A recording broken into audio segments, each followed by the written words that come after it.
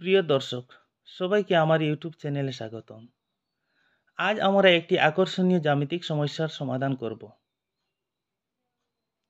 এখানে একটি ত্রিভুজ আছে যার দুটি অভ্যন্তরীণ কোণ দেওয়া আছে 60 ডিগ্রি এবং 50 ডিগ্রি।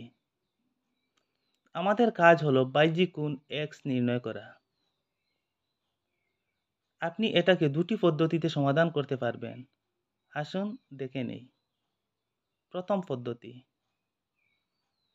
একটি ত্রিভুজের তিনটি কোণের সমষ্টি 180 ডিগ্রি, তাই অপর অভ্যন্তরীণ কোণ হবে 180 degree minus 60 degree plus 50 degree, অর্থাৎ 70 ডিগ্রি। এখন বাহ্যিক কোণ x হলো এই তৃতীয় কোণের সম্পূরক কোণ। বাহ্যিক কোণ সমান 180 ডিগ্রি মাইনাস অভ্যন্তরীণ কোণ, x equal to 180 degree minus 70 degree, অর্থাৎ x এর মান 110 ডিগ্রি। আপনি কি এই পদ্ধতিতে সহজে বুঝতে পেরেছেন? তাহলে আরেকটি পদ্ধতি দেখে নেই। দ্বিতীয় পদ্ধতি, বাহ্যিক কোণের নিয়ম ব্যবহার করে।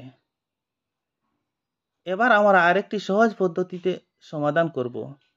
গণিতে একটি গুরুত্বপূর্ণ নিয়ম আছে যাকে বলা হয় বাহ্যিক কোণের নিয়ম। এই নিয়মটি কি বলে? আসুন দেখে নেই।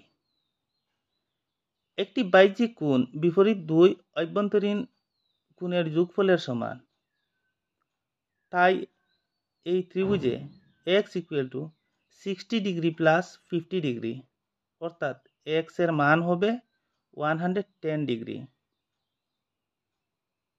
কোন পদ্ধতিটি আপনার কাছে সহজ মনে হলো কমেন্টে জানাবেন। গণিতকে মজার এবং সহজ সরলভাবে মনে রাখার জন্য আমার চ্যানেলটি সাবস্ক্রাইব করে রাখুন। দেখা হবে পরবর্তী ভিডিওতে। ধন্যবাদ।